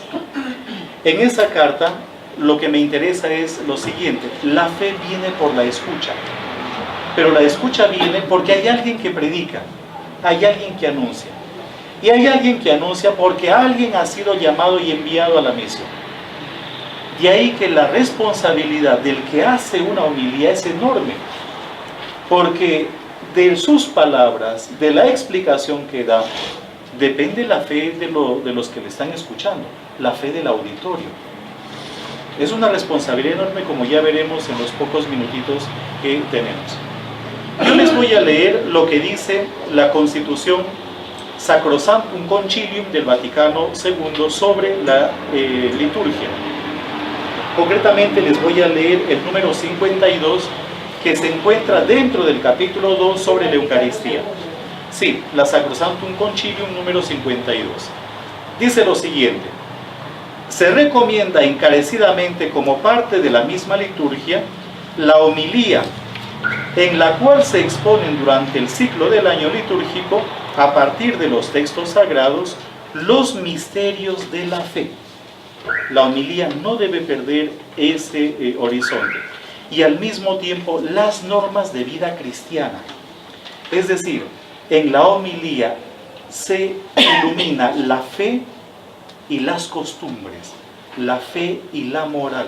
Una homilía debe, al final de cuentas, comprometer al sujeto con una vida correcta, una vida acorde a nuestra fe. Más aún, dice la misma Sacrosanctum Concilium, en las misas que se celebran los domingos y fiestas de precepto, con asistencia de pueblo, nunca se omita, sino por causa grave. Es decir, un sacerdote está obligado, o un diácono, o el obispo, están obligados a hacer la homilía los domingos, y en celebraciones que son grandiosas, en alguna solemnidad, en alguna procesión, o procesión no, digamos en alguna peregrinación o un santuario grande, que sea. A no ser que sea una causa grave. ¿Qué puede ser una causa grave? Que el sacerdote pues estuvo predicando durante varios días y resulta que para el domingo estuvo afónico y no hay quien lo reemplace. Pues ahí hay que comprender. O también en algunos casos, algunos sacerdotes han tenido problemas de nervios psicológicos. Y había, por ejemplo, eso nos contó un sacerdote, que que el día de su primera misa, iba a predicar y le dio miedo y se bloqueó. Y desde ese día no podía predicar, ¿no? Pues ahí es una causa grave. Pero mientras no exista una causa grave, está en la obligación, literalmente obligación, de predicar. ¿Qué cosa es lo que nos dice Puebla? El documento de Puebla de 1979. Dice, la homilía como parte de la liturgia, y se van a dar cuenta ustedes que están leyendo a Sacrosanctum Concilium, les estoy leyendo el documento de Puebla, dice, la homilía como parte de la liturgia es ocasión privilegiada para exponer el misterio de Cristo en el aquí y ahora de la comunidad, partiendo de los textos sagrados, relacionándolos con el sacramento y aplicándolos a la vida concreta. Hasta acá va de la mano con Sacrosanctum Concilium. Su preparación debe ser esmerada y su duración proporcionada a las otras partes del misterio. Entonces, la liturgia eucarística como tal, propiamente dicho, dura algo así como 20 minutos. La liturgia de la palabra pues debe durar también unos 20 minutos, media hora, con las lecturas, ¿no es cierto? Las lecturas y la homilía, es decir, no debe ser muy extensa. Porque si tenemos una liturgia de la palabra con una homilía de 2 horas, o una hora, como pues es el caso de algunos padres, que yo no quiero decir su nombre, pero cuando veo en el espejo los encuentro. 45. Bueno, también dice que uno lo puede hacer, y el Papa lo dice, ahora lo vamos a ver. ¿Qué cosa es lo que dice Aparecida sobre la homilía? Dice cosas muy interesantes, quiero simplemente contextualizar un poquitito. Cuando se habla del itinerario formativo de los discípulos misioneros, el Papa habla de los lugares de encuentro con Jesucristo. Y los lugares de encuentro con Jesucristo son, y en este orden, la Sagrada Escritura, que como dice San Jerónimo, nos habla de una persona, de la persona de Jesús. En segundo lugar, la liturgia. Y cuando habla de la liturgia, habla básicamente de los sacramentos, pero sobre todo de 2 sacramentos. Del sacramento de la Eucaristía, que ya les voy a decir en un ratito, y del sacramento de la penitencia. Otro lugar de encuentro con Jesucristo es la oración personal y comunitaria. Y otro lugar de encuentro con Jesucristo, el cuarto, es el trato con los pobres, con los afligidos, con los enfermos. Es decir, ahí encontramos a Jesucristo. Pero centrémonos un poquitito en la Eucaristía. Es aparecida en los números 251 a 253. ¿Ya? Obviamente no les voy a leer todo, simplemente un poquitito. Dice lo siguiente. ¿Ya? La Eucaristía es el lugar privilegiado del encuentro del discípulo con Jesucristo. Con este sacramento, Jesús nos atrae hacia sí y nos hace entrar en su dinamismo hacia Dios y hacia el prójimo. Hay un estrecho vínculo entre las tres dimensiones de la vocación cristiana: creer, celebrar y vivir el misterio de Jesucristo. Creer, celebrar y vivir. Esas palabras son interesantes. Por lo tanto, la homilía está al servicio también de eso, por decirlo de alguna manera. En cada Eucaristía los cristianos celebran y asumen el misterio pascual, participando en él. Por tanto, los fieles deben vivir su fe en la centralidad del misterio pascual de Cristo a través de la Eucaristía, de modo que toda su vida sea cada vez más eucarística. Y sigue un poquitito más adelante. Se entiende así la gran importancia del precepto dominical del vivir el domingo, como una necesidad interior del creyente, de la familia cristiana, de la comunidad parroquial. Sin una participación activa en la celebración eucarística dominical y en las fiestas de precepto, no habrá un discípulo misionero maduro. Cada gran reforma en la Iglesia está vinculada al redescubrimiento de la fe en la Eucaristía. Es importante por esto promover la pastoral del domingo y darle prioridad a los programas pastorales para un nuevo impulso en la evangelización del pueblo de Dios en el continente latinoamericano. A las miles de comunidades con sus millones de miembros que no tienen la oportunidad de participar de la Eucaristía dominical, ¿qué dice acá? Queremos decirles con profundo afecto pastoral que también ellas pueden y deben vivir según el domingo. Ellas pueden alimentar su ya admirable espíritu misionero participando de la celebración dominical de la palabra, que hace presente el misterio pascual en el amor que congrega, en la palabra acogida y la oración comunitaria. Sin duda, los fieles deben anhelar la participación plena en la Eucaristía dominical, por lo cual también los alentamos a orar por las vocaciones sacerdotales. Es decir, no habla de manera específica sobre la homilía, pero dice lo que es la Eucaristía. Ahí está el creer, el celebrar y al mismo tiempo el vivir.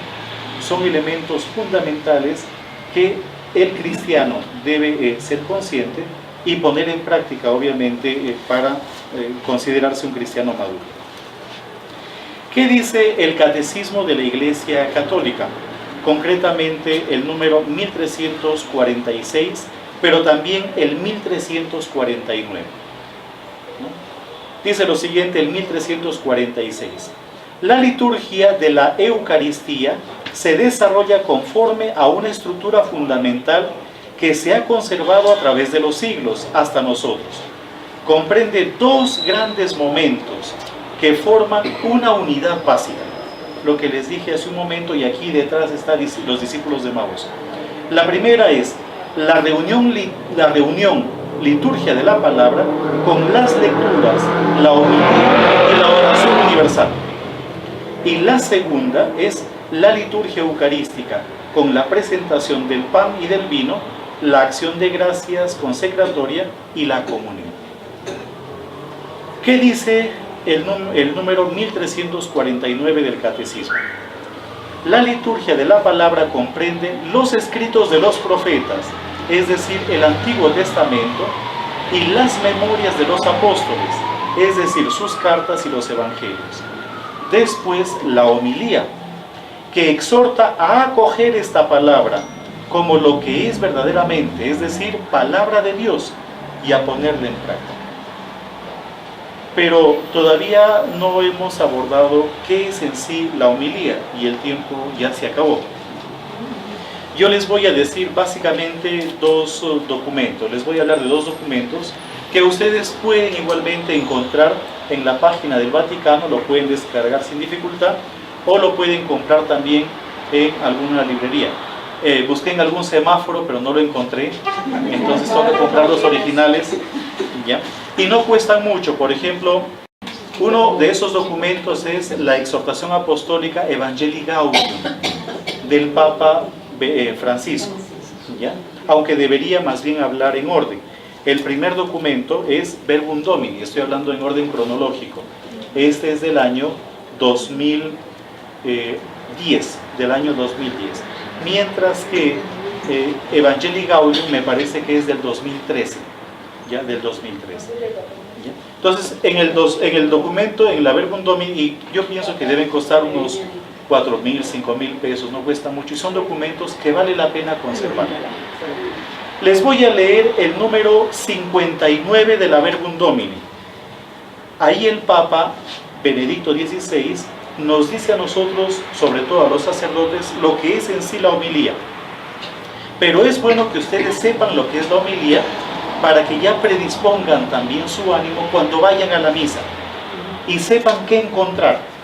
Y en algún momento pues también hay que criticar, no por ser criticones, sino para ayudar, si tenemos algún sacerdote amigo, a que pueda igualmente mejorar un poquitito. ¿Qué dice el número 59? Hay también diferentes oficios y funciones que corresponden a cada uno en lo que atañe a la palabra de Dios.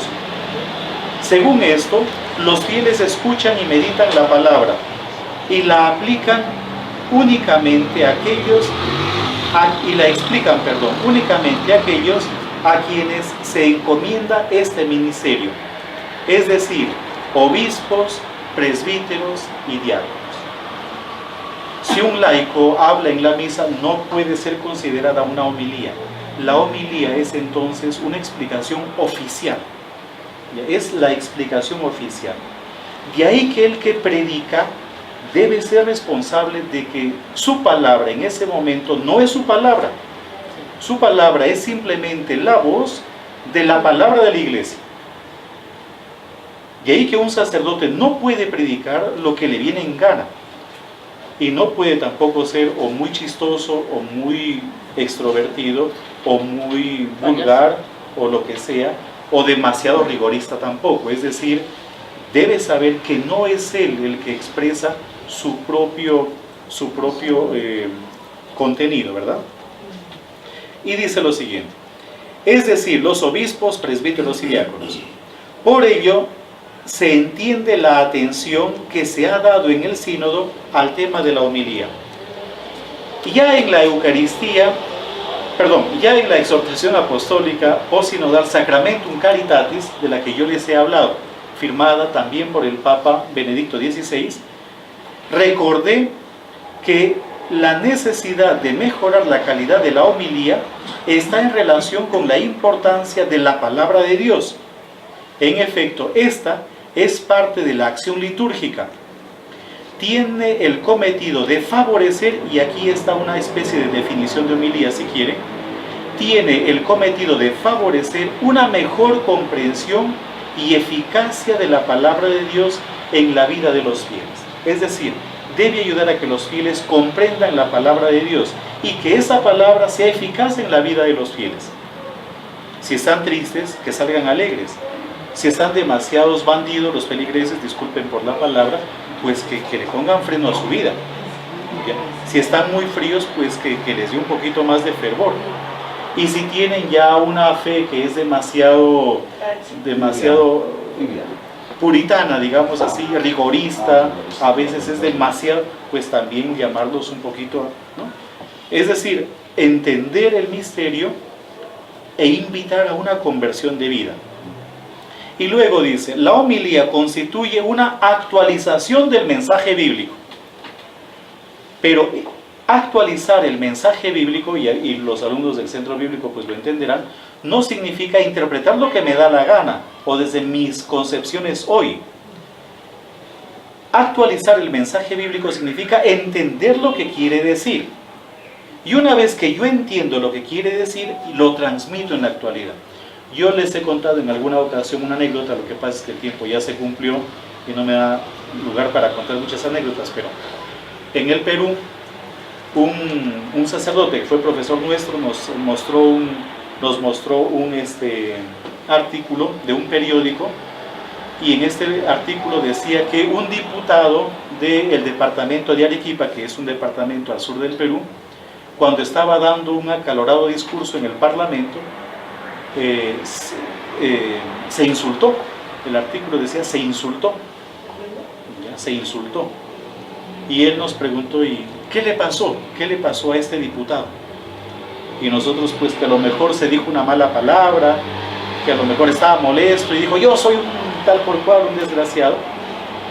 Y luego que cada uno dijo lo que pensaba, el padre, un jesuita que ya murió, un tipo extraordinario, nos dijo, lo que hay que tener en consideración es de qué fecha es el periódico. Y el periódico era de comienzos de 1900. Y resulta que en esa época, esa frase, se insultó, significaba que le dio un paro cardíaco. Entonces el tipo ese estaba todo así y se murió. Y se murió, pero empleaban la expresión se insultó, ¿no? Se insultó. Y él nos contó también otra anécdota, ¿ya? Como había una señora que era muy religiosa y que la nieta la tenía pues ya totalmente flaquita a punta de ayunos, porque no le daba de comer, porque ella había leído en el catecismo que decía impóngansele penitencias, pero él decía, esa expresión impónganse no quiere decir impónganse, quiere decir vayan habituando a los niños a que tengan penitencias, ayuno y todo lo demás. Entonces, la actualización del misterio de los textos bíblicos supone comprender lo que dice el texto bíblico. Y aquí les digo simplemente los números, pueden leer la Evangelii Gaudium a partir del número 135. Es extraordinario lo que dice el Papa Francisco. Cómo se debe preparar la homilía, qué debe tener en consideración el sacerdote, cómo se debe preparar académicamente. O sea, una homilía es fruto de un estudio, de un estudio serio. No de internet. No de internet, sino de meterse, o a lo mejor de internet también, pero digamos meterse a estudiar el texto. Es fruto de su oración personal, es fruto también de su propia experiencia de vida, dice el Papa Francisco. Una homilía también es fruto de la vida de los demás, o sea, el cura que va a predicar debe conocer a su pueblo, a su feligresía y hablarles de acuerdo a sus problemas, en un lenguaje que sea apropiado para ellos. Y debe también estar en sintonía con lo que sucede en el mundo, con lo que pasa en el mundo. Todo eso dice el Papa Francisco, claro, con un poquito más de amplitud y más bonito de lo que yo estoy diciendo. Yo les termino de leer este pedacito porque es solamente un número del Papa Benedicto. Dice lo siguiente: la homilía constituye una actualización del mensaje bíblico, de modo que se lleve a los fieles, esto es bonito, se coge de la mano al fiel, es un pedagogo también, de modo que se lleve a los fieles a descubrir la presencia y la eficacia de la palabra de Dios en el hoy de su propia vida. Debe apuntar a la comprensión del misterio que se celebra, invitar a la misión, disponiendo a la asamblea a la profesión de fe, a la oración universal y a la liturgia eucarística, como les dije hace un ratito. Por consiguiente, sigue diciendo el Papa, quienes por ministerio específico están encargados de la predicación han de tomarse muy en serio esta tarea. O sea, la homilía no es un asunto así de... No. Hay que tomarse muy en serio esta tarea. Se han de evitar homilías genéricas. Bueno, Dios nos dice que seamos buenos y ya, ¿no es cierto? Y listo, ya, ¿para qué más? Ustedes saben, ustedes son... ¿no? Dice, se han de evitar homilías genéricas y abstractas. Yo les voy a hablar hoy día de la esencia del ser humano, porque todos tenemos dentro materia y la forma de hacer, o sea, no hay homilías abstractas, no demasiado especulativas que uno a veces no puede entender. Y sigue, ¿no es cierto? Diciendo el Papa, por consiguiente, bueno, eso ya lo leí, se han de evitar homilías genéricas y abstractas que oculten la sencillez de la palabra de Dios, así como inútiles divagaciones que corren el riesgo de atraer la atención más sobre el predicador que sobre el corazón del mensaje evangélico. Uy, el padre hizo una homilía, pero yo le aplaudí con unas ganas que hasta me salieron ampollas en las manos. ¿Y qué fue lo que dijo? No sé, pero habló tan bonito. Y claro, es decir, a veces la homilía puede ser la oportunidad para que el sacerdote, para que nosotros los sacerdotes nos pavoneemos. para que todos, pues, como los pavos, ¿no? O sea, para que nos pavoneemos, pero en el fondo se pierde de vista el objetivo, que es resaltar justamente a Jesús. Y sigue el texto diciendo, ¿ya? Debe quedar claro, me salté demasiado, a ver. Inútiles divagaciones que corren el riesgo de atraer la atención más sobre el predicador que sobre el corazón del mensaje evangélico. Deben quedar claro a los fieles que lo que interesa al predicador es mostrar a Cristo, que tiene que ser el centro de toda homilía. Por eso se requiere que los predicadores tengan familiaridad y trato asiduo con el texto sagrado, que se preparen para la homilía con la meditación y la oración, para que prediquen con convicción y pasión. La Asamblea Sinodal ha exhortado a que se tengan presentes las siguientes preguntas. Bueno, aquí dan preguntas para que los sacerdotes sepan más o menos cómo elaborar una homilía. Pero hay una última cosita que quisiera decir en un minuto, y literalmente es un minuto. Que la palabra de Dios ha sido escrita por inspiración del Espíritu Santo. El predicador entonces no puede perder de vista que la preparación de la homilía debe echar mano de ese mismo Espíritu Santo que fue el que inspiró la Escritura. Yo quiero terminar con algo que es muy importante. Muchas gracias. Una palabrita que es como para actualizar el servicio de la homilía a la comunidad. Y es, nosotros somos, digamos, en América Latina, podríamos decir, en América Latina tenemos el ejemplo más, digamos, más concreto de cómo la homilía puede transformar una comunidad eclesial. Y son los sermones, así se llaman, de Fray Antonio de Montesinos, en el siglo, ya sería siglo XVI, siglo XVI. Entonces, en la Española, o sea, en Santo Domingo, en República Dominicana, ¿cierto? Montesinos, Fray Antonio de Montesinos. Entonces, nosotros tenemos como Fray Antonio, por esta época, porque fue por el Adviento. Fue 1510. Sí, siglo XVI. Sí, 1510. Entonces, es el tiempo de Adviento. Fue en el Adviento de 1511. En 1510 llegaron los dominicos. Yo por eso digo 1500, yo digo siempre siglo XVI para no equivocarme. Y lo que sí sé fijo es que es el tiempo de Adviento como ese tiempo. 1511. Entonces él empezó a predicar y porque en 1510 llegaron los dominicos. Así son los predicadores. Entonces, Fray Antonio de Montesinos se dio cuenta de lo que vivía su comunidad, digamos, sobre todo el trato a los indígenas por parte de los españoles, ¿cierto? A los indígenas por parte de los españoles y de los criollos también, diríamos nosotros, pero de los españoles. Y él empezó a denunciar, o sea, como lo que decía Fray William hace un momentico, la homilía también es un momento para corregir, para acompañar, para denunciar, un momento profético. Así como Monseñor Romero, que lo acabamos de llevar a los altares, ¿cierto? Entonces, él empezó a denunciar y habló en nombre de la comunidad. Él simplemente predicó, lo voy a decir así rapidito. Ustedes pueden buscar los sermones de Montesinos y ustedes se van a quedar, mejor dicho, eso es hermosísimo. Entonces empezó a predicar contra los españoles, el maltrato a los indígenas de una manera muy dura. Los españoles se pusieron contra la comunidad de los dominicos, de donde es el padre William, ¿cierto? La misma comunidad, se colocaron contra ellos, se opusieron a ellos y fueron a pedirle que por favor al domingo siguiente se retractara y hablara mejorcito, porque eso sí los hacía quedar muy mal. Y él preparó la homilía que seguía con su comunidad, o sea, entre los frailes prepararon su sermón, ¿cierto? El sermón para que él volviera a predicarlo. Él volvió a predicar, pero no se retractó, sino que fue todavía más duro, más fuerte. Claro.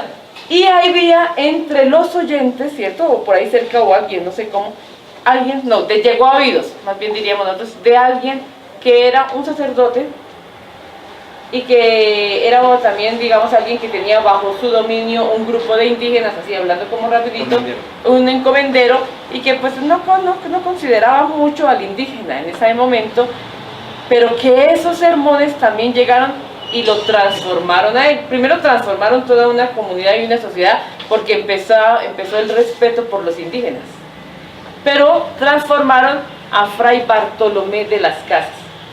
Y Fray Bartolomé de las Casas pasó de ser un cura encomendero a hacerse fraile dominico, o sea, eso también lo atrajo, eso también lo motivó vocacionalmente, fue una transformación en él, y a convertirse en el gran defensor de los indígenas. ¿Sí? Fray Bartolomé de las Casas. Entonces nosotros diríamos, ese es el ejemplo de cómo la humildad muy bien trabajada transforma comunidades. ¿Qué año? 1511. 1509 en el siglo XVI. Una tarea para el año entrante cuando nos encontremos. Haberse leído los sermones de Bartolomé. Y él dice, miren, para que un sermón, Antonio Montesinos, para que un sermón sea eficaz, no tenemos que deberle nada a nadie. O sea, nosotros no tenemos que estar comprometidos con nadie, de manera que yo tenga como predicador la libertad de hablar. Y decía, ellos mismos como comunidad se propusieron, a nadie le recibimos huevos, a nadie le recibimos leche, a nadie le recibimos pan. Nosotros no recibimos nada, porque el día en que tengamos que hablarles y denunciar, no nos van a decir, pero acuérdense que nosotros le pasamos su partidita, acuérdense que tal cosa, ¿sí? O sea que eso en la actualidad es muy diciente para hoy, para nuestra sociedad y para la vida política de nuestro país. Fray Antonio, ustedes buscan, mire, yo los encontré ahorita aquí buscando los sermones de Fray Antonio de Montesinos. El que conserva o el que trae una síntesis de los sermones es Bartolomé de las Casas en su obra. Hola, Clarita. Una preguntita final. Se hace mucho énfasis en los documentos respecto de esa responsabilidad que tienen los sacerdotes. ¿Qué se dice respecto de la responsabilidad de los diáconos en la celebración de la palabra? No, es que los diáconos Son también ordenados. pueden predicar. Exactamente. Y hacer la homilía. Igual. Los documentos, el énfasis más que todo a la parte de... Digamos que cuando habla la homilía está haciendo Los que pueden hacer oficialmente homilía son el obispo, por derecho, ¿cierto? El sacerdote y el diácono, los tres. ¿Los diáconos también? Sí. El diácono está ordenado aunque ya. sean casados, aunque sea los diáconos. Se me ocurre... Allá hay una pregunta, a ver. Pero aquí Y allá hay otra. Jacqueline. Se me ocurre pensar que sí, una homilía es una especie de... No se vaya que sigue la fiesta. Mientras escuchaba al padre, Ya acabamos, Martica, pensaba tranquila. que a la madre, y yo me ponía a pensar que una homilía es una especie de diálogo, donde hay uno que emite y uno que recibe. Y pues hemos hablado de la preparación que debe tener el que emite, pero se nos ha pasado también por alto tal vez la responsabilidad del que recibe el mensaje. Esa preparación que debe tener el que recibe el mensaje, porque uno siempre dice la homilía no me gustó, la homilía no me llegó, la homilía esto, y la homilía muy seguramente, si no llegó tampoco porque yo no estaba preparada suficientemente con el Espíritu Santo para ser receptiva. ¿Sí? Entonces, así como la invitación del sacerdote o el que hace la homilía sería trabajar fuertemente con el Espíritu Santo y trabajar lo intelectual desde todo punto de vista, la responsabilidad de nosotros también sería trabajar desde el punto de vista de receptores para que esa homilía tenga poder. Acompañar la comunidad para que pueda acoger la homilía. Por ejemplo, en el caso de cuando los ministros de la Sagrada Comunión visitan a los enfermos, se leen el Evangelio. Pero ya no es homilía. La homilía está dentro de la liturgia. Sí. Dentro de la liturgia. Incluso, por ejemplo, yo me voy a confesar, supongamos, y en mi parroquia dicen hoy día hay una confesión. La homilía también puede ser esa reflexión que hace el ministro después de la lectura, invitándonos a la confesión. Porque los sacramentos son litúrgicos, ¿cierto? Es liturgia. Entonces, ¿cuál es la diferencia entre homilía y reflexión? Por eso, la que es hecha por un obispo, por un sacerdote, dentro de la liturgia. Lo demás puede ser en un momento también como una catequesis. Es una catequesis. Y no hay que confundir una catequesis, una pequeña prédica, pero la palabra homilía como tal está reservada a estas tres personas dentro de la celebración litúrgica. Por ejemplo, un obispo que coge el micrófono y hace una prédica, supongamos a un grupo de personas que están haciendo un retiro, pero en una sala. Eso no es homilía. La Una homilía, catequesis que hace. una catequesis. Sí, exactamente. Yo creo que... Gracias, hermanito. Yo creo que, mire, Pero el señor tenía otra pregunta. ¿O? no, la estaba indicando ahí. Pues les agradecemos. Pues les agradecemos con todo el corazón por habernos acompañado este año y queremos invitarles para las actividades ya programadas el año que viene. ¿Cuándo ¿Ya? Febrero. Comenzamos en febrero. Si quieren les digo algunas fechas porque sean de interés. Pero si nos envían un WhatsApp, nosotros podemos Si envían un correo les enviamos toda la información del toda la año información. entrante. ¿Ya? Toda la información. O si entran a la página... A la página... al Carolina blog que tenemos. sigue el blog, ¿no? Y por ahí ve todo. O al Face, también está toda la información. Y están Pero tomen invitados cafecito porque hay igualmente, cafecito y pastel. están invitados igualmente a la peregrinación a Tierra Santa. allá invitados? O sea, Invitados. con todo pago. Con todo pago, sí. Ah, bueno, ahí sí ya me lo delicioso. Sí. Está Todo pago. está